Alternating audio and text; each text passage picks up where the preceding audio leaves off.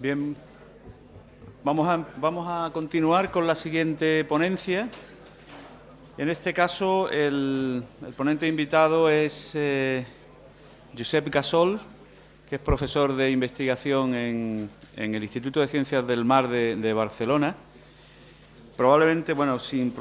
Sin ninguna duda, el instituto, el centro de investigación en España con un mayor nivel, utilizando el indicador que queráis, en fin, número de investigadores, número de publicaciones de alto nivel, en fin, de contratos Ramón y Cajal, de cualquier indicador de los que normalmente se usan. Este centro, el ICM, es el número 1 en ciencias marinas en España. Bien, antes de seguir, debo decir que mi presencia ahora es en nombre del profesor Javier Gracia, que es el coordinador del programa de doctorado de Ciencia y Tecnología Marina. Es un poco el programa desde el que se invita a Pep Gassol a esta ponencia. Bien, volviendo a la persona que estoy presentando, a Pep, como le gusta que le llamemos, es un investigador con un currículum impresionante. Ahí tenéis en la documentación que se ha entregado, tenéis algunos datos, un poco del número de publicaciones. Digamos, ocupa el número 2. Eso también hay que decirlo. Ahí tenemos a un investigador en ciencias marinas en España que está un poco en otro nivel, que es Carlos Duarte, y el número 2 con un índice H, que es este índice con el que se mide un poco en fin, el nivel de los investigadores, pues tiene un H de 42. Eso, a los que estáis un poco más metidos en esto, pues es un valor impresionante, ¿no? Bien, detrás de un currículum apabullante hay una persona afable, cercana, colaboradora, con la que yo he tenido oportunidad de tener, en fin, compartir muy buenos momentos. Desde que nos conocimos, yo creo que fue en un camping, en un congreso, no sé si en Múnich, exacto, pues ahí nos vimos por primera vez. Y luego hemos mantenido muy buena relación. Quizá el último evento en el que hemos estado muy vinculados ha sido el proyecto Malaspina, la expedición de circunnavegación que hicimos y en la que yo además compartí el tramo, aquella campaña que era de dar la vuelta al mundo. La dividimos en varias etapas y la etapa en la que yo participé, pues el jefe de campaña, la persona un poco responsable del equipo científico, era precisamente Pep. Entonces, aquella campaña entre Río de Janeiro y Ciudad del Cabo, pues fue otra ocasión de interacción, en fin, intensa, ¿no?, en esa campaña. En una campaña dentro de un proyecto del que nos va a hablar ahora, ¿no?, o en parte nos va a hablar de algunos resultados de aquella campaña. Un aspecto muy relevante y menos conocido del currículum de Pep es su pasión, diría yo, y su gran interés por la divulgación científica, por la promoción de vocaciones científicas, y ha hecho siempre esfuerzos desde el ICM, que tiene digamos, una unidad de cultura científica que yo creo que es un ejemplo y de la que he hablado ya con personas que están encargadas de esas materias en la Universidad de Cádiz, porque me parece que han hecho un esfuerzo ejemplar en ese aspecto. También ha sido alguien muy preocupado por aspectos formativos y, de hecho, él, junto con otros investigadores del ICM, han participado durante bastantes años en un programa de máster que se imparte en la Universidad de Las Palmas de Gran Canaria. Incluso hemos estado hablando porque en fin, están trabajando tienen intención de proponer alguna serie de cursos desde el propio ICM, y yo estoy, como director de la Escuela IDEMAR, pues muy interesado en que eso cuaje y que sea una oferta que podamos ofreceros, valga la redundancia, a los estudiantes interesados, ¿no? Entonces, bueno, nos va a dar una charla que estoy seguro que va a ser muy interesante, con ese título sugerente de la diversidad microbiana, aquello que Darwin no pudo ver. Y sin más, y perdón por haberme extendido un poco más de la cuenta, le cedo la palabra agradeciéndole su presencia con nosotros. Bueno, muchas gracias, Fidel. Es un placer estar aquí. Gracias a todos por estar aquí, los que habéis venido ex profeso todavía más. Y bueno, espero que este programa de másters, este programa de formación va a continuar y va a ser exitoso, como parece solo por su inauguración, que ya va a ser. Entonces, lo que no ha contado Fidel es que yo era jefe de campaña de un trozo porque se lo quitó a él, porque le tocaba a él, de hecho. Y luego se cortaron y pasaron cosas y terminé siéndolo yo. Bueno, voy a hablar un poco de microorganismos y entonces, claro, el público era heterogéneo y dije, bueno, vamos Vamos a contar algunos datos porque queda bien, pero también vamos a intentar que nos lo pasemos bien y que aprendamos un poco. Entonces, cuando tú hablas con alguien y dices la diversidad de lo que vive en el mar, todo el mundo piensa, evidentemente, en estas cosas. Cuando dice ¿qué vive en el mar?, todo el mundo piensa en eso. Sin embargo, estos magníficos ejemplares, todos comestibles que tenemos aquí, esto es muy poco relevante a escala de todo el ecosistema. De hecho, la Tierra, básicamente, o en una parte muy grande de la superficie, pero en una parte muy grande del volumen de la biosfera es mar, y ese mar está lleno de cositas pequeñas, está lleno de microorganismos, como estos que están en esta foto, de forma que cuando hacemos la broma de dibujar cómo deberíamos dibujar al mar, lo dibujamos así, lleno de estos microorganismos. Entonces, si uno hace cuentas y dice cuánto debe haber, pues de bacterias hay aproximadamente 1 millón por mililitro. Entonces yo siempre hago la broma que cada vez que os bañáis en el agua de mar y abrís la boca, os entran pues unos 100 a 200 millones de bacterias en vuestra boca, lo cual es interesante. No digo que entran 1.000 o 10.000 millones de virus también, pero bueno, dejémoslo aquí, porque alguien puede no bañarse más después de eso. Y si hacemos cuentas de cuánto hay en total, esto es lo que hay de microorganismos en el mar, bastante más que de estrellas en el cielo. Por tanto, estamos hablando de algo de lo cual hay mucho.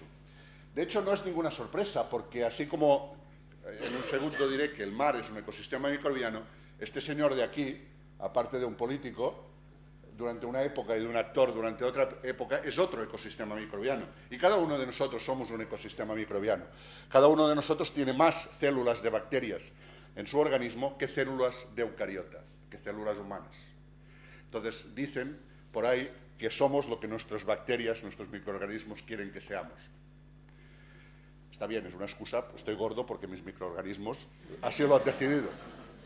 En fin, en todo caso, si lo comparamos con el océano y ponemos junta la biomasa de fitoplancton o la de procariotas, bacterias y arqueas, la de virus, y la comparamos con la de ballenas y la de humanos, lo que vemos es unos números en picogramos de carbono, pues evidentemente dominados por fitoplancton y bacterias, y en términos de superficie, dominados por estos procariotas.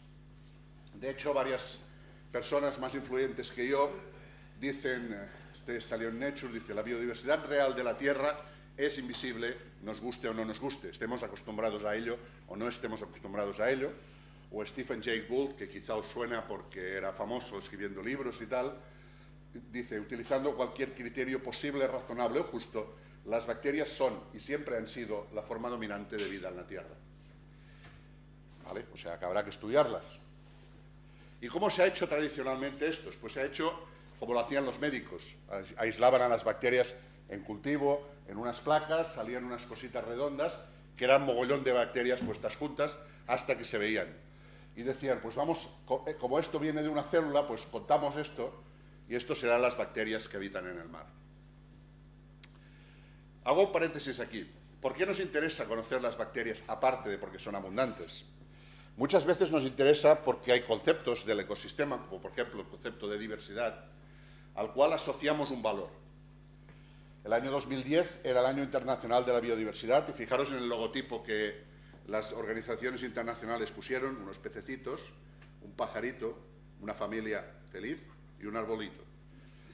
Y esto es el típico dibujo, si uno pone diversidad en Google le salen estas fotos, ¿no? Entonces, ¿por qué es importante la diversidad? Yo siempre pongo esta foto, que como veis está muy relacionada con la diversidad. El mejor equipo de fútbol que ha habido nunca, que ha habido, no hablo del actual. Ese equipo de fútbol funcionaba porque no era así. Si hubiera sido así, hubiera sido el sueño de Shakira probablemente, pero no hubiera funcionado como un equipo. No hubiera funcionado como un equipo porque todos sabemos que a pesar de que mete algunos goles, de portero no es demasiado bueno y de extremo es peor todavía. ¿De acuerdo? Entonces, otra forma de decirlo es esta. ¿Por qué funciona el coche? El coche funciona porque tiene piezas, pero de cada pieza no hay el mismo número. No nos sirve un coche con 5 volantes, bueno, para pelearnos, para que todos los niños se peleen a ver quién dirige el coche. No nos sirve un coche con 25 ruedas. Nos sirve el coche con 4 o 5 ruedas, nos sirve, pero en cambio necesitamos que tenga pues 80 o 90 o 100 o 200 o 300 tornillos de un tamaño determinado. Y en cambio un solo volante, ¿de acuerdo? Por tanto, para que este sistema, el coche, funcione, necesita una variedad de elementos y de cada elemento unas cantidades distintas, porque si no, no funciona. Si os gusta más en forma de ciencia, la pérdida de diversidad afecta a los servicios que produce el ecosistema, a lo que los ecosistemas nos dan. Por ejemplo, en este caso, esto es el número de genotipos y esto es el número o la cantidad total de plantas, y vemos que en función del tipo, de la cantidad de plantas distintas que hay una biomasa final más alta, o esto de aquí es la producción de huevos de los copépodos en función de si están comiendo una sola fuente de alimento o si están comiendo varias fuentes de alimento mezcladas. Mezclas su comida y producen más. O este de aquí que dice que la biodiversidad regula la predictabilidad del ecosistema, es decir, a medida que aumentamos el número de especies, lo que nos está afectando más que esto de arriba es esto de aquí, que es la variabilidad. Más especies tengo menos variabilidad, por tanto el ecosistema es más resistente a cambios que le pueda producir cambio global o los humanos o lo que sea. Bueno, nos interesa eso y nos interesan las bacterias, entonces lo que nos interesaría sería contarlas, sería saber cuáles hay. Y el problema que tenemos es que este método no sirve porque menos del 1% de las bacterias que están en la muestra, que son estos puntos gordos que están aquí, se pueden ver usando ese método. Por tanto, ese método no nos sirve, le sirve a los médicos y ahora de hecho también se están quitando, pero no nos sirve a nosotros. Y cuando hablo de bacterias o hablo de arqueas y lo estoy mezclando, estoy hablando de lo que llamamos, de un ejemplo, de lo que llamamos la red trófica microbiana, que está formada por los virus, están aquí, por unos flagelados que se comen a las bacterias, unos que son fotosintéticos, estos de aquí, otros que no lo son, pero todos se comen a las bacterias, luego unos ciliados que se comen a los flagelados, pero a veces también a las bacterias y que también son infectados por virus, etcétera, etcétera, lo que llamamos una red trófica. Y si no os gustan los dibujitos, aquí están las fotos. Estos son, pero solo voy a hablar, me voy a concentrar en las bacterias para no liarlo. Muy bien, ¿cómo hacemos para saber cuántas hay y de qué tipos hay? Ya hemos visto que esto no nos sirve. Y no nos sirve porque a pesar de que nos parecen extremadamente distintos estos organismos de aquí, este y este, de hecho, a lo largo de la evolución son muy parecidos. Quizá este de aquí, que es una gamba roja, no sé si era la del Mediterráneo, de la que nos hablaba Miquel Canals o no, es lo más distinto que tenemos aquí.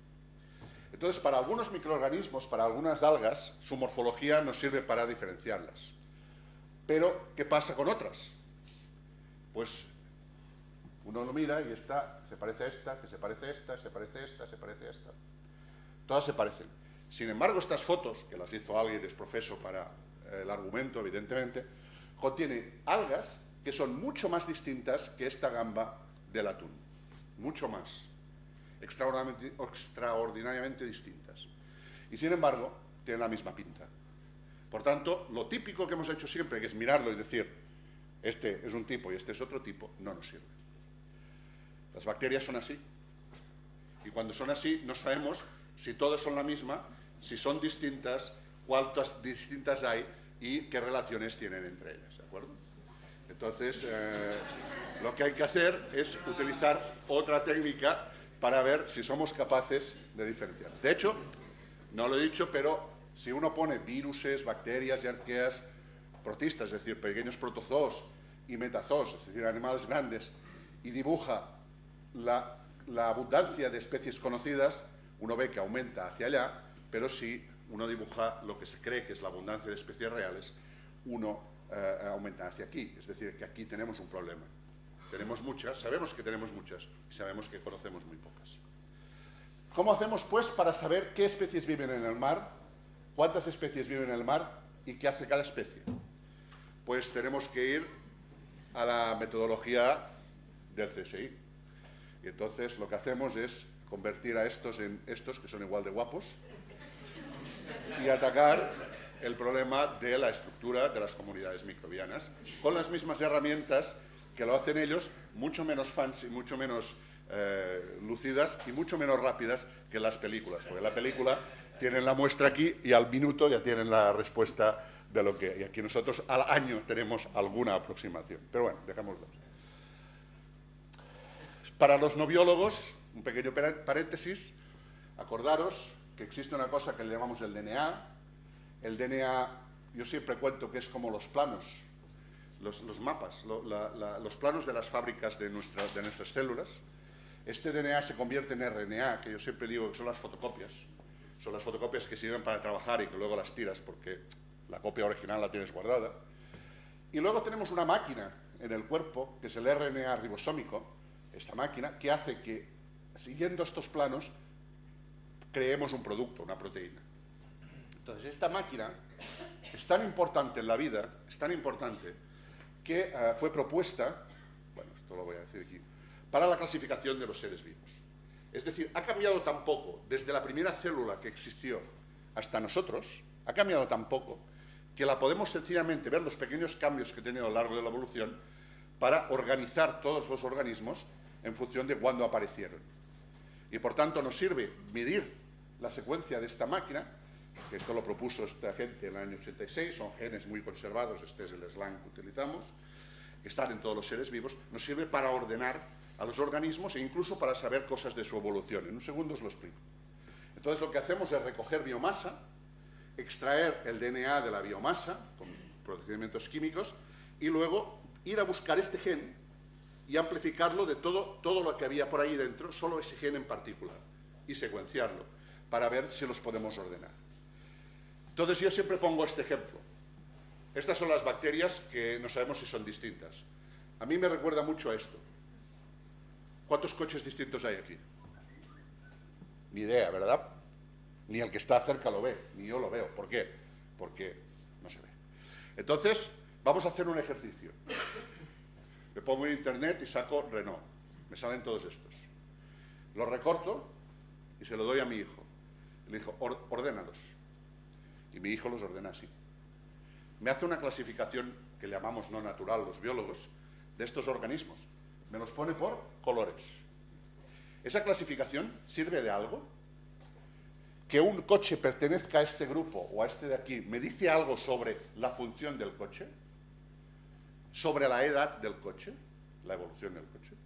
No, ¿verdad? Porque aquí tenemos mezclados un coche de carreras, uno de viejo y uno de nuevo. Por lo tanto, esta clasificación me sirve para los colores, le sirve a él para organizar sus coches, pero no nos sirve para organizar la vida. Entonces, lo que hacemos es intentar una organización natural en la cual pongamos a los más modernos aquí, a los más viejos aquí, y si han evolucionado uno de otro, los ponemos en línea. Y un ejemplo de esto, ahora voy a hacer la prueba que hago siempre, el 4L, ¿quién ha conducido un 4L en su vida? Bueno, es que ahora yo cuando doy una charla en un instituto digo el Renault 4L y todos me miran como diciendo, sí, hombre, el que tenía cambio de marchas aquí. Y todos me hacen así. El 4L es un coche que la gente lo utilizaba en el campo. Lo utilizaba para llevar la cabra, el perro, toda la familia, 5, 6 o 7, si era necesario, y la bala de paja también, si era necesario, ¿no? Entonces, es el coche que ha evolucionado hacia las furgonetas, hacia la Kangoo, y ahora las furgonetas más modernas, ¿de acuerdo? En cambio, este coche de aquí, que ya no me acuerdo cómo se llamaba, pero es de la época del 600, evolucionó al R5, del R5 al Super 5, del Super 5 al Clio, del Clio al Super Clio, no sé, lo que sea, ¿de acuerdo? Por tanto, si ahora tengo un coche nuevo, o una foto, y la quiero, y la puedo colocar en este árbol, cuando la coloque, sabré para qué sirve el coche probablemente, es decir, si es un coche de parejita, o es un coche de trabajo, o es un coche de carreras, y sabré también si es nuevo o es viejo, ¿de acuerdo? Si me sale uno nuevo como este, no sabré dónde ponerlo, desde el Coleos, no sé qué, no sé, no lo he visto nunca, por tanto no sé dónde cabría, y nos podemos mirar coches que se han extinguido. Por ejemplo, este de aquí, este tuvo una mutación, le crecieron las ruedas, pero no terminó saliendo. Este también se extinguió, por lo de 6 ruedas tampoco era práctico. Y podemos hablar de transferencia horizontal de genes entre un Audi, no lo veis muy bien, pero esto es un Audi y esto es un R5 y tienen el mismo alerón. Se lo han transferido de unos a otros. Eso sería la transferencia horizontal de genes. Muy bien, Pues, explicado esto, vamos a cómo aplicamos esto a las bacterias del mar. La primera persona que lo hizo en el año 90, sacó una muestra, cuando lleve media hora me avisas, ¿vale? Sí, hombre. Sacó una muestra, encontró todo de cosas y de repente se dio cuenta de que estas cosas no las podía poner. En muchos casos, en los casos rojo, sí que podía ponerlas en algo que ya se conocía, al lado de algo que se conocía, por tanto, podía saber algo de esa bacteria.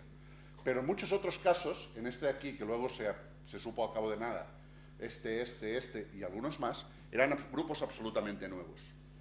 Y eso que él solo pudo hacer, pues 20 o 30 de estas muestras. Ya veréis el número que sacamos ahora.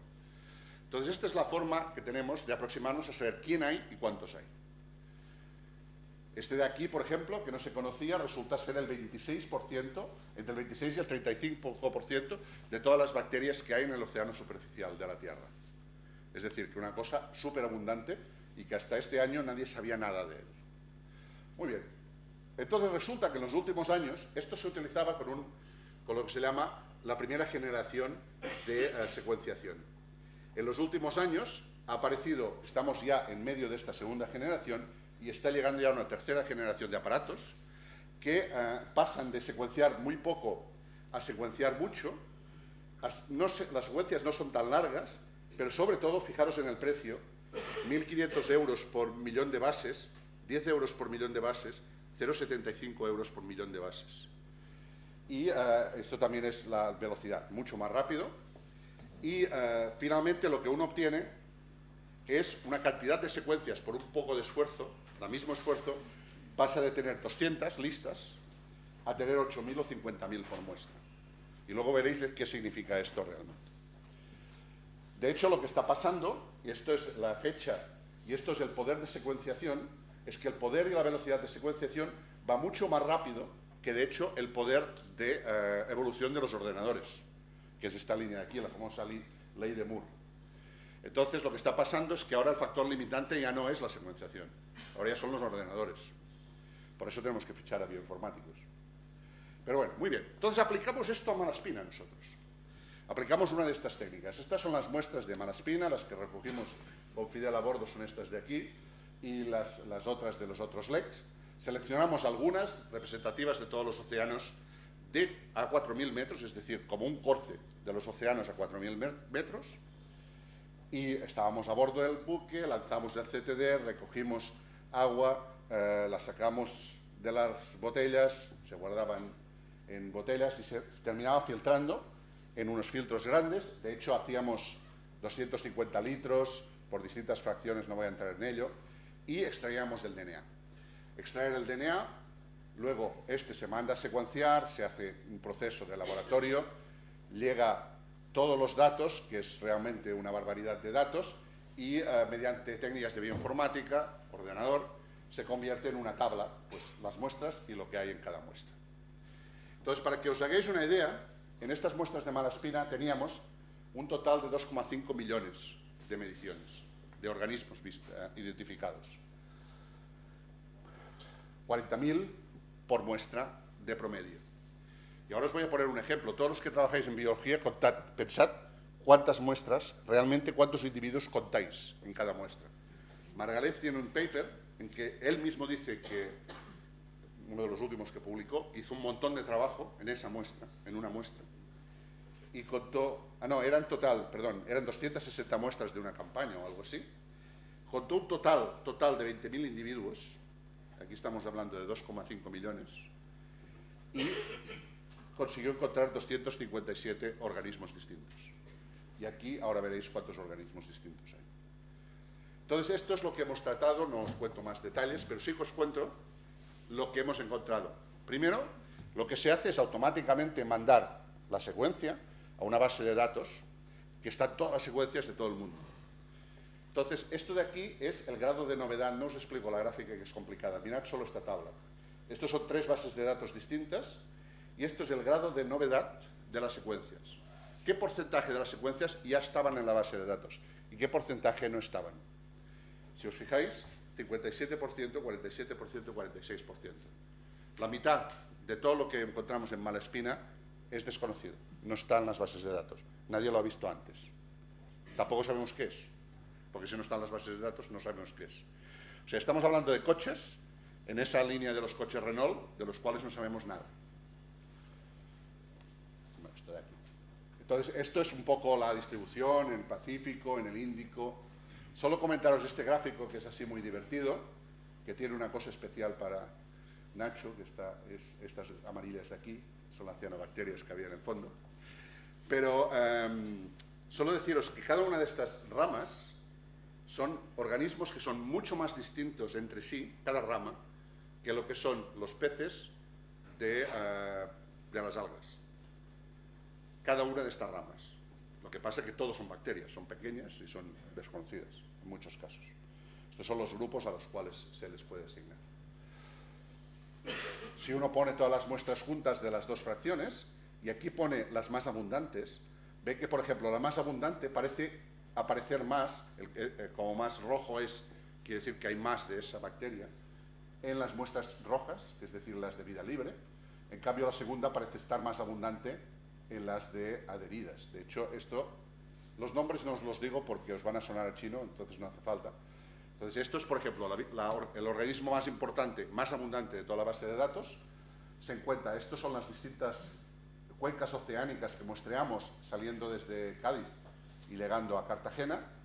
Entonces, estas, por ejemplo, tanto aparecen, excepto en una muestra, o en dos, tanto aparecen en las partículas como de vida libre. Pero en cambio la segunda más importante solo aparece de vida libre. Y es una arquea, no importa. O esta, por ejemplo, que no le da la gana de crecer en el Atlántico Norte. Y en cambio solo está presente en el Atlántico Sur, luego en la zona del Índico no está, en la del Índico australiano está, y luego en el Pacífico está en todas partes. O esta de aquí, que está solo en las zonas que son un poco más frías, es decir, solo en el Atlántico Sur, luego en el Índico Sur y luego en el Pacífico Sur. En cambio no está en las zonas más cálidas. O sea que sí, o esta de aquí, que solo está al principio y luego no aparece más. Es decir, que hay a pesar de, o sea, en este mar oscuro del cual sabemos tan poco, hay organismos que aparecen en unos sitios y otros que aparecen en otros sitios. O sea, hay variabilidad en la importancia de los más importantes en distintos sitios. Este no me lo salto cuando quiera aquí el ordenador. Entonces, una cosa muy divertida es que eso permite identificar lo que se llama especies indicadoras. La especie indicadora es aquella que dice, si yo te encuentro a ti, eso quiere decir o sea, si el periódico, si te venden el periódico con suplemento, es que es domingo. Pues si encuentro esta bacteria, la azul, en una muestra, es que es del Pacífico ecuatorial. En cambio, si encuentro esta muestra, la roja, es que es del Atlántico ecuatorial y no del Pacífico ecuatorial. Y si encuentro esta de aquí, es que es del Océano Sur, en la zona alrededor de Australia. Y esto es importante porque existe la teoría que dice que las bacterias están en todas partes y que todos podemos pillar una gripe porque el virus está en todas partes. Pues no parece que sea así en el océano profundo. Otra cosa divertida es esta. Esto es un árbol filogenético, del cual, como aquel que os he enseñado antes, pero a lo grande, de todas estas muestras. Y entonces lo que se ve es que hay ramas concretas, es decir, todo un grupo filogenético que aparece en una fracción y no en la otra. O toda esta rama de aquí que aparece en una fracción, en la roja, y muy poco en la otra. Por tanto, hay una relación entre la filogenia, es decir, el tipo de coche que es, si hiciéramos el árbol de coche, y lo que hace. Muy bien, vamos a la segunda cuestión. Queremos saber cuántas, ahora os voy a hacer una pregunta. ¿Cuántas especies viven en el mar? Bueno, me salto esto porque no importa, ya he dicho antes. Con estas técnicas, los primeros que mostraron, que sacaron un artículo con estas técnicas, empezaron a decir que cada muestra tenía entre 1000 y 3000 tipos distintos de bacterias. Entonces, nosotros decidimos aplicar esta técnica ya hace tiempo en un transecto que va desde la bahía de Blanes. Blanes está a unos 100 kilómetros al norte de Barcelona, hasta Mar Abierto. Esto es el cañón, uno de los cañones de los que hablaban ellos, bueno, es al final del cañón, de hecho es el centro de la cuenca. Y hicimos un transecto en la superficie y un transecto en vertical. Y ahora voy a preguntar sobre la diversidad. ¿Dónde creéis que hay más diversidad? ¿En la costa o en mar abierto? Quien diga la costa, que levante la mano. No pasa nada, no vamos a hacer ningún examen, o sea, que lo que se os pase por la cabeza. 2 o 3, mar abierto. 7 u 8, gana mar abierto. Pues vamos a verlo. Estas curvas nos dicen, donde se satura la curva es la indicación de la diversidad. Fijaros, la muestra D es la muestra de mar abierto, la muestra C es la muestra de costa y la muestra M es la mitad de camino entre la costa y mar abierto. Por tanto, hay más diversidad en la costa. Tiene sentido, hay más partículas, hay más resuspensión, como nos hablaban por culpa de los pescadores, hay más cosas distintas. Por tanto, hay más hábitats para las bacterias. Y ahora hagamos lo mismo desde la superficie hasta el fondo. ¿Quién dice que en la superficie? Nadie, 1. ¿Y en el fondo? 1-0. Gana la superficie. Pues aquí lo tenéis. La superficie tiene menos y el fondo tiene más diversidad. O sea, los fondos oceánicos tienen más diversidad de microorganismos que la superficie. Probablemente también porque está cayendo una lluvia, como nos contaban, de partículas, y estas partículas se van degradando, pero llegan partículas distintas, por tanto, hábitats distintos para los organismos. Entonces, esto mismo, bueno, en cierta forma, si uno dibuja la abundancia las ordena, esta es la primera, la segunda, la tercera, entonces estas son las ganadoras, y lo que llama mucho la atención es que la primera, la segunda y la tercera son del mismo grupo. Parecen algunas pruebas de los Juegos Olímpicos de Invierno, en que las 3 medallas se las llevaban o los americanos, o los chinos, o los rusos, ¿no? Parece, bueno, aquí se coló uno en el tercer sitio, pero parece bastante esto. Y lo que es interesante es que, de hecho, si esto se dibuja en logarítmico, parece como si hubiera una ordenación muy real. O sea, las más abundantes, las menos abundantes siguen siendo menos abundantes, y aquí tenéis pues 1000 y pico especies que tienen un representante, uno solo, en esa muestra. Si vamos a mirar... bueno, esto es importante porque hace un tiempo un grupo de gente que participaba en el Census of Marine Life quisieron hacer un inventario de todas las especies que había en el Mediterráneo. Entonces vinieron a nosotros y nos pidieron, ¿nos podéis hacer una estima de cuántas especies hay en el Mediterráneo? Nosotros, hombre, la verdad no sé, porque esto se ha hecho solo en 3 muestras. Pero vaya, si en cada muestra hay como unas 2000, 2000, pues no sé, el Mediterráneo debe tener... Hay muchos hábitats distintos, el delta del Nilo, el Adriático, el fondo, la superficie, esto es solo de superficie, yo qué sé, no sé, 20.000. Y la chica que llevaba el paper dice, bueno, es que no queda bien que pongamos 20.000. Y digo, ¿por qué? Y es que resulta que todo lo demás, todo lo demás, desde las algas hasta las ballenas, hay 17.000. Y no me vas a decir tú que de bacterias hay 20.000. Digo, vale, pues ¿qué número quieres que pongamos? Tiramos una moneda y decimos 4.000, venga, 4.000. Así se hacen los papers. A veces. Y uno de los papers más citados, en fin. Se hizo así porque no había ninguna estima, ¿eh? Pero fijaros, para entender el orden de magnitud, todas las demás especies son 17.000, las de bacterias en una muestra ya son 2.000, y por tanto suponemos que en más muestras serían más. Muy bien. Malaspina, ¿cuántas hay en Malaspina? Pues en Malaspina encontramos, estas son todas las muestras, las que son azules son las de vida libre, las que son rojas las de partículas. Ganan las azules, hay más, como unas 1.400 o así por muestra, y las rojas es bastante variable, pero unas 800 o 900. Lo más interesante de Malaspina es que si uno mezcla todas las muestras y hace esta misma curva le indica que aproximadamente hay 3.500 en total. Es decir, que cuando uno ya ha muestreado 10 muestras, o 15, ya las ha visto todas. Es decir, que hay una mezcla, que la biota microbiana de los fondos marinos es muy parecida entre sí en todas partes. Toda vive de un pool, hay un pool, 3.500, y de ese pool crecen unas o crecen otras. Pero el pool es muy parecido y no es tan inmenso, 3.500. Esto nos hace pensar que nuestro cálculo del Mediterráneo no era correcto, pero en fin. Y termino con, queremos saber qué hace cada especie. Entonces, para saber qué hace cada especie tenemos que hacer una cosa que se llama metagenómica. En la metagenómica lo que hacemos es recoger muestra de agua, sacar el DNA, sacar todo el DNA, secuenciarlo.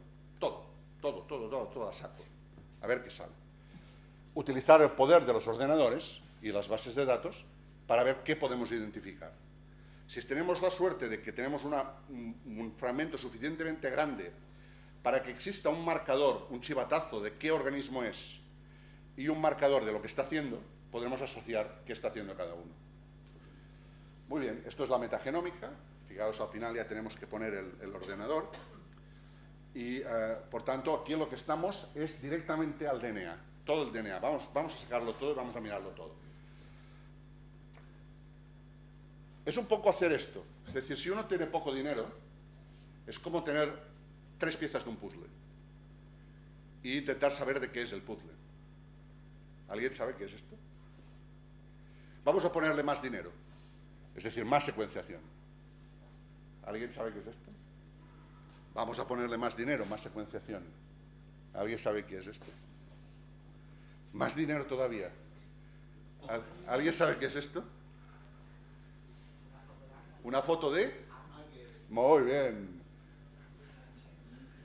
De hecho, esto es lo que estamos haciendo. Es decir, tener, en función del dinero que tengamos, una visión de algo e intentar recuperar el todo.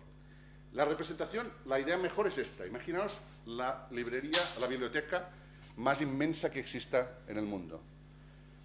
Y un par de cabronazos que se dedicaran a arrancar todas las hojas de todos los libros y a mezclarlas. Y entonces vas tú y te dicen, a ver qué consigues saber en un día. A ver si consigues saber esa biblioteca de qué es. Si era de general, era de historia, era de ciencias. Y entonces tú empiezas a sacar hojas y a veces tienes suerte porque la hoja pone el autor arriba y esas las puedes clasificar. A veces tienes la suerte de que pillas la primera, con lo cual ya sabes, o la del índice, pero otras veces te quedan centenares y centenares y centenares de cosas que no tienes ni idea de qué son. Esto es nuestro trabajo de chinos. Por eso dominan ellos. En fin, esto se puso muy de moda porque hace unos años, en el 2000, en un trabajo similar con otras técnicas más antiguas, un grupo, con Odepe ya en su cabeza, hizo lo mismo y encontró un gen que tenía un organismo del cual no se sabía nada, del cual prácticamente no hay ningún organismo ni ahora cultivado, hay uno o dos, y una función. Esa función era una rodopsina. Una rodopsina es una proteína que capta la luz, pero que no hace la fotosíntesis. Capta la luz, pero no hace la fotosíntesis. Entonces, esta gente lo publicaron en grandes revistas porque hicieron todo el trabajo, hicieron la expresión, la actividad, etcétera, etcétera. Y pusieron la proteína en un árbol de proteínas y esta estaba muy lejos. No se sabía muy bien qué era. Entonces, ya inmediatamente se propuso que en el mar no solo había algas que captaban el CO2 y la luz para producir materia orgánica y organismos heterotróficos que utilizaban el DOC, el carbono orgánico disuelto, o las propias algas para crecer, sino que había otra función, otro grupo de organismos que vivían las dos vidas. Utilizaban la luz, pero también utilizaban el carbono orgánico disuelto. Y entonces, como esto era un cambio de paradigma, pues salen un montón de artículos discutiéndolo y tal. Esto llamó la atención de este señor, que es Craig Venter.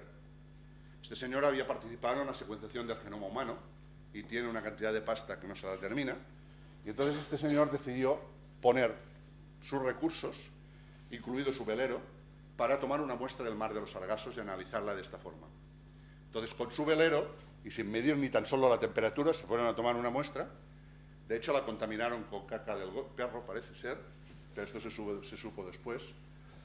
Y lo que hizo fue secuenciar todo el genoma del océano, del mar de los Sargassos.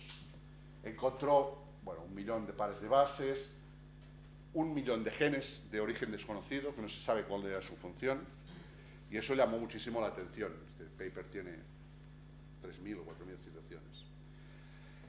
Pero lo más importante es que de esa función que habíamos visto, de captación de la luz, que antes se conocían, esto va a ser un árbol filogenético que no vais a poder leer, pero es igual, solo imaginaros las raíces, que había unas cuantas en la literatura. El trabajo del grupo americano y de israelí encontró estas, y en una sola muestra del mar de los Sargassos, Craig Venter encontró todo esto. Esto es un árbol de proteínas. Esto no quiere decir que funcionen distintos, no lo sabemos. Pero si son distintas, hay una cierta probabilidad de que sean distintas. De la misma forma que dos coches distintos pueden no funcionar igual. Algunos funcionan exactamente igual. Entonces, en una sola muestra, encontró, ¿dónde estaba el número? 782 de estas proteínas. Como el señor no es... Bueno, luego se fueron con el mismo velero a muestrear De hecho, han dado la vuelta al mundo, del Sorcerer, the Global Ocean Sampling Expedition, tomando muestras de la superficie, y en solo estas muestras, desde aquí que salieron hasta aquí que se cansaron y mandaron las muestras a casa, encontraron 2.600 tipos de estas proteínas, pero sobre todo 6 millones de proteínas nuevas, y lo más importante, 1.700 familias nuevas de proteínas. Es decir, proteínas que no se sabe qué hacen, pero ni tan solo se acerca, y que están en los microorganismos oceánicos. Por supuesto, este hombre no ha sacado más papers prácticamente. ¿Por qué? Porque ha puesto todo su dinero en un par de centros de investigación que están intentando aprovechar estas proteínas que captan la luz para crear nuevas formas de energía, o nuevas formas de pilas biológicas que puedan capturar la energía del Sol. Entonces no sabemos nada de él desde hace unos años y sospechamos que tarde o temprano va a venir con alguna patente, alguna invención importante que lo habrá sacado de aquí. Entonces, como os digo, en la campaña de Circunnavegación 2, 6 millones de genes descubiertos en muestras de superficie, pero seguramente la diversidad genómica es mucho más importante en el océano profundo, porque es mucho más abundante, hay mucho más volumen. Entonces, hay algún trabajo que ya lo había insinuado, estos son distintos genes, y estos son muestras de la superficie, estas de profundidad. Fijaros que aquí, estos están en la superficie y estos en la profundidad, es decir, que hay diferencias entre profundidad y superficie. Y, bueno, esta la cuento luego. Este es Venter, y esta es una noticia que había salido... Bueno, no, lo cuento ya ahora. Todo esto lo digo, y este es un mensaje que siempre va bien recordar a los gestores que gestionan nuestro dinero, porque vale la pena contar algo de este señor. Los que hayáis hecho microbiología, a lo mejor habéis estudiado con el libro del Brock. Entonces, este señor es Brock. Brock, aparte de hacer un libro y hacerse rico con el libro, lo que hizo fue descubrir un organismo en una laguna de las de Yellowstone que se llamaba Thermus aquaticus. Lo consiguió. Este organismo crece a 95 grados de temperatura y crece bien. Entonces lo aisló, lo tuvo en el laboratorio, hizo un montón de papers con eso y se olvidó. Unos años más tarde, un ingeniero, un biólogo pero con mentalidad de ingeniero, se le ocurrió de que si conseguía mantener una función de duplicación del DNA a 95 grados, eso le permitiría trabajar en el laboratorio y hacer una serie de técnicas que permitiesen replicar el DNA en la manipulación genética en el laboratorio. Y entonces se le ocurrió que este organismo crecía a 95 grados y, por tanto, este organismo tenía que tener una enzima que funcionara a 95 grados. Así que fue allí, aisló la polimerasa, la enzima, y la comercializó. Y se hizo rico del copón la empresa, porque él no tenía nada, pero él tuvo el premio Nobel de Medicina. Fijaros, este señor hizo ciencia básica. Nadie le dio un proyecto europeo en el cual tuviera que justificar para qué servía su investigación. Nadie le pidió que pusiera empresas interesadas en sus proyectos de investigación básica. Ahora os estoy pegando el rollo a los estudiantes, pero los que no son estudiantes saben de qué va todo esto. Y sin embargo, lo que él hizo llevó a una patente supermillonaria y a un avance de la ciencia biomédica brutal. No lo hizo él el que hizo la ciencia básica, lo hizo el otro. Pero es que este otro no hubiera sabido ni dónde estaba Yellowstone. Bueno, eso quizás sí. Pero no hubiera sido capaz, hubiera metido la mano aquí y se hubiera quemado. ¿De acuerdo? Entonces, fijaros que el que hizo esto y el que hizo la ciencia básica, de hecho no se hablan. ¿Vale? Esto es lo que pasa en realidad. Y nuestros gestores lo ignoran.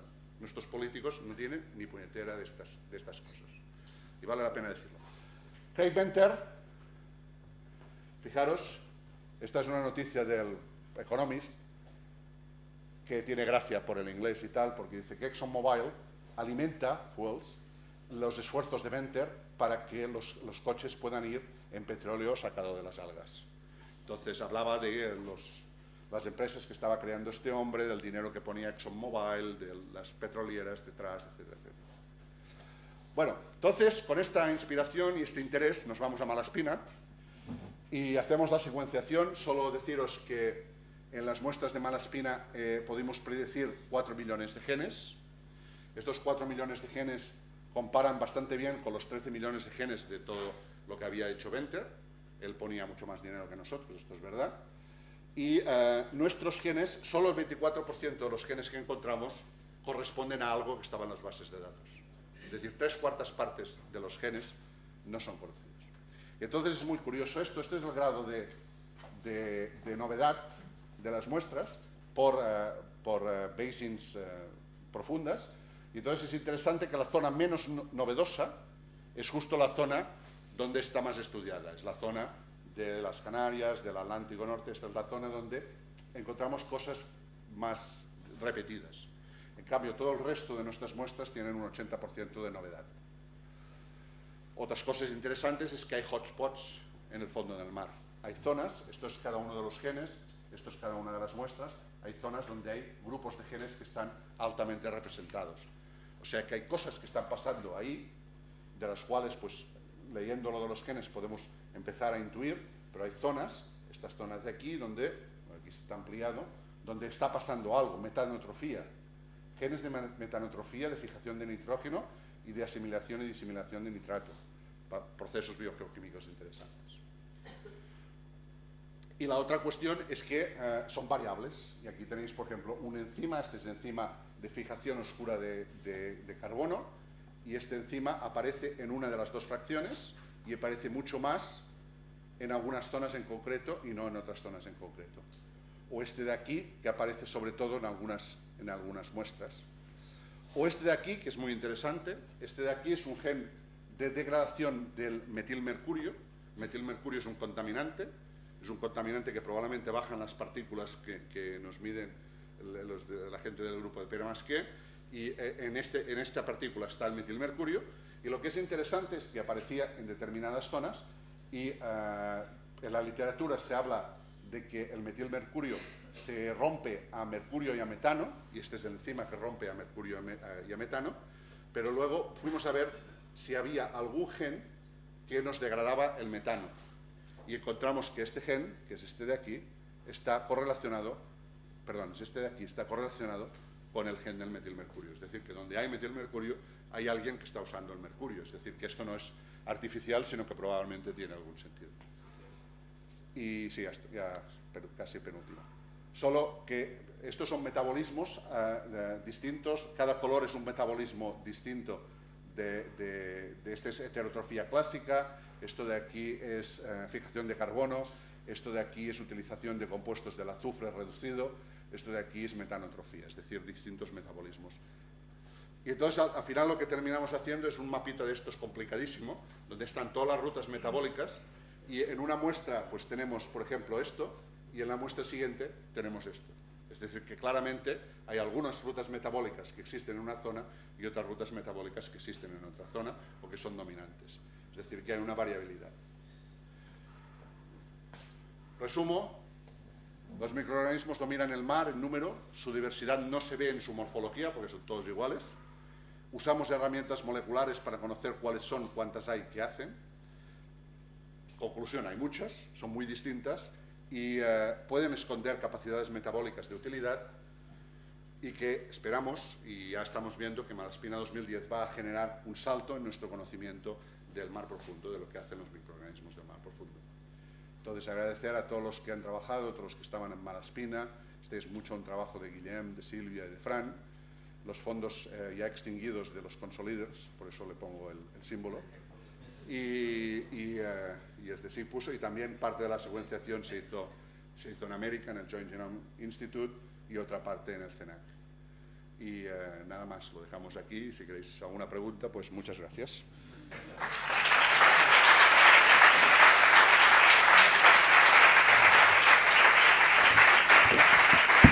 Muy bien.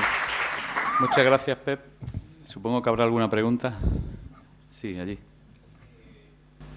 Felicitarlo. Excelente ponencia.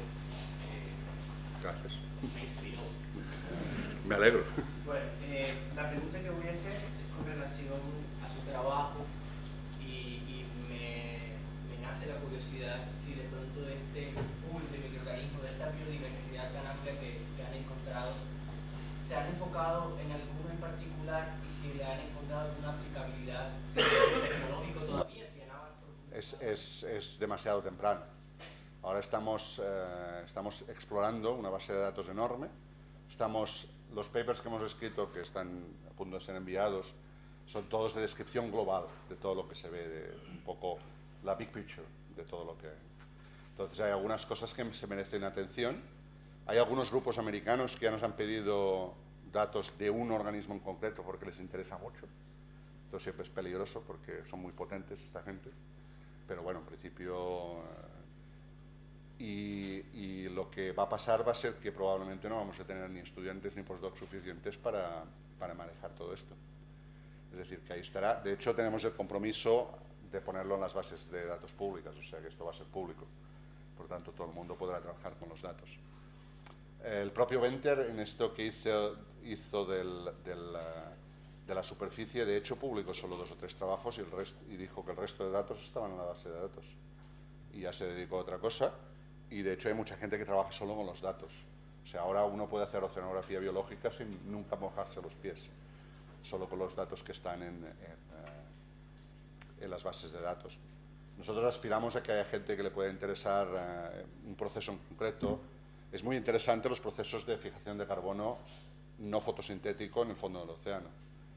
Y de esto sabemos muy poco, pero estamos viendo que los genes aparecen por todos lados. O sea que no hay lo de que el mar se alimenta de la fotosíntesis de la superficie parece ser una exageración. Es decir, hay un porcentaje, lo que pasa no sabemos muy bien cuánto, de otros metabolismos quimiolitoautótrofos que se llama, es decir, de fijación inorgánica. Entonces esto tiene mucho interés, tanto porque seguro que son vías enzimáticas de las cuales sabemos poco, como porque a lo mejor los organismos pueden tener aplicación, etcétera, etcétera. Entonces hay todo un trabajo ahí. Una de las cosas que no dije es que simultáneamente uno de nuestros compañeros, Chechu, de Mallorca, estaba aislando organismos. Entonces ahora estamos viendo a ver si alguno de los protagonistas que vemos en las bases de datos por casualidad lo tenemos. Y bueno, parece que alguno lo tenemos, o sea que ahí se podrá. Pero bueno, en broma dijimos que con Malaspina nos podíamos retirar, en el sentido de que si explotábamos los datos teníamos 10 años de explotación de datos. El único problema que hay es que las técnicas van tan rápidas que en 5 años nos dirán que nuestra metodología era anticuada. Entonces, por eso corremos a sacarlo para que lo máximo que podamos, porque cuando nos empiecen a decir es que otros lo han hecho mejor con otra técnica, quizá no en el misma cantidad de sitios, pero habrán usado una técnica nueva pero bueno, eso es la idea. Muy bien. ¿Alguna otra pregunta? Sí, hay 2 preguntas, dos manos levantadas que van a ser las únicas, ¿de acuerdo? Por aquí empezamos. ¿Sí? Buenos días. ¿Tiene alguna experiencia este trabajo llevado a zonas de manglares, humedales? Muy poco. ¿Qué comportamiento qué relación pudiera existir con toda esa información y qué presencia pudiéramos tener en estas zonas que venimos? Muy poco. Hay alguna cosa publicada, pero hay muy poco. El hecho de que prácticamente no haya manglares en países, digamos, en Europa, hace que haya poco interés en ese tipo de ecosistemas. De hecho, ahora estamos trabajando con gente en Costa Rica, pero estamos trabajando en el otro lado, en el Pacífico, no en el Atlántico, pero si tuviéramos acceso a muestras sería muy interesante. Sería muy interesante. Porque los metabolismos quimiolitoautótrofos, que como hay anoxia, y hay sulfídrico, y hay presencia de compuestos, tiene que haber mucha variabilidad en ese. Sí, eso es interesante. Muy bien. Nacho. Gracias, Pep, por la conferencia. Siempre un placer escucharte, por supuesto. Y mi pregunta va un poco en la medida de esa diversidad metabólica que hay en el océano profundo, en el océano oscuro, ¿no? A mí me llama la atención el dato que hay de gran diversidad metabólica que hay abajo, viendo que aquel ecosistema es bastante estable en cuanto a variables como, por ejemplo, luz, que no hay, y siempre la misma, igual que oscuro, temperatura, que es bastante estable. ¿Por qué hay tanta diversidad abajo en relación con arriba, que hay gradientes de luz, hay gradientes de... Yo creo que hay un cambio en la la temporalidad, es decir, que arriba ves la estación y la tienes muy clara la estación, tú no sabes, Bloom, Menta, no sé qué, y en el fondo no lo ves tan claro. Pero el fondo es muy variable, es decir, cuando la gente ha puesto una estación y ha ido a muestrear a 4.000 metros a la misma estación 3 veces al año, no le da lo mismo, no le da la misma actividad bacteriana ni el mismo número de bacterias, entonces ahí está pasando algo, porque si, no puedes decir como en la superficie, es que pasa una masa de agua, no, ahí siempre la misma masa de agua, ¿entiendes? Entonces, si voy en enero y hay 10 a la 6 o 5, y voy en marzo y el 4 10 a la 5, quiere decir que se ha duplicado por 2 veces. O sea, de 1 a 2 y de 2 a 4 en esos 2 meses. Es decir, que sí que están activos. ¿Entiendes? Entonces yo creo que... ¿Cuál puede ser la variable que produzca ese...? Bueno, probablemente es la alimentación por parte de arriba. Hay otro concepto que se está hablando mucho ahora, y Fabio Pepper en hecho hace 2 días, que dice que hay esa producción, o sea, hay mecanismos de producción de materia orgánica particulada, suspended particular matter, que es una especie de contradicción en términos, y que sería materia orgánica que no baja de arriba, sino se está formando in situ, y que sería esto lo que alimentaría. Y que eso sí, por qué se forma y cuándo se forma no se sabe. Pero había, hace 2 semanas he hecho un artículo y luego he hecho Neurosciences hace medio año. O sea que parece que algo hay así, pero es muy difícil, porque si es difícil mostrar a 4.000 metros, es prácticamente imposible conseguir que te dejen un barco para ir cada mes a 4.000 metros.